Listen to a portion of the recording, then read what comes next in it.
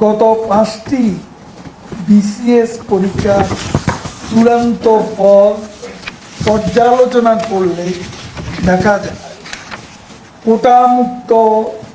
কোটাযুক্ত BCS এর তুলনায় কোটামুক্ত BCS এ নারীরা পিছিয়ে 3.43% নেমে এসেছে। এমনকি একটি বিসিএস এ কোটা না থাকায় পুলিশের ক্যাডারে মাত্র 4 জন নারী অফিসার সুযোগ পেয়েছে। ফরেন সার্ভিসে সুযোগ পেয়েছে মাত্র 2 জন নারী। কোটামুক্ত একটি বিসিএস এ 24টি জেলার কোনো প্রার্থী পুলিশ ক্যাডারে চাকরি পায়নি। 50 জেলায় নারীরা সরকারি চাকরি থেকে বঞ্চিত হয়েছে।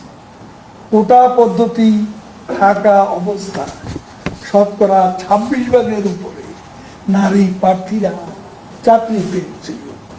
কোটা তুলে দেওয়ার পর এ হার শতকরা 19% নেমে এসেছে। উল্লেখ্য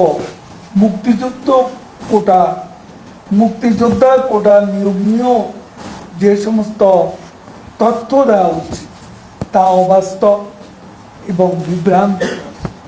পাবলিক সার্ভিস কমিশনের বিদ্যমান পদ্ধতিতে মেধা নিয়োগ হওয়ার কথা শতকরা 44%, কিন্তু বিভিন্ন কোটায় উপযুক্ত প্রার্থী না থাকা শতকরা 66.2% মেধাভিত্তিক নিয়োগ প্রদান করা হচ্ছে।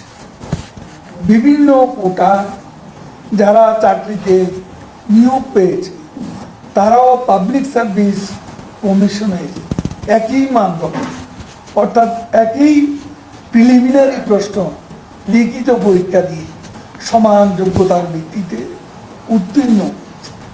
কোটা পদ্ধতি বাতিল সবচেয়ে ক্ষতিগ্রস্ত হয়েছে দেশের ক্ষুদ্র নিগোষ্ঠী প্রার্থীরা। পাবলিক সার্ভিস কমিশনের কোনো বিসিএস পরীক্ষা ক্ষুদ্র নিগোষ্ঠী একজন প্রার্থীও নিয়োগ লাগবে সুযোগ পায়নি। কোটা মানে বৈষম্য, বরং বৈষম্য নিরসনের জন্য কোটা প্রয়োজন হবে তা কোনো সর্বোচ্চ আদালতের পূর্ণাঙ্গরা আসার পরে সরকার সকল জনগোষ্ঠীর অধিকার সংরক্ষণের বিষয়ে সিদ্ধান্ত নেয়।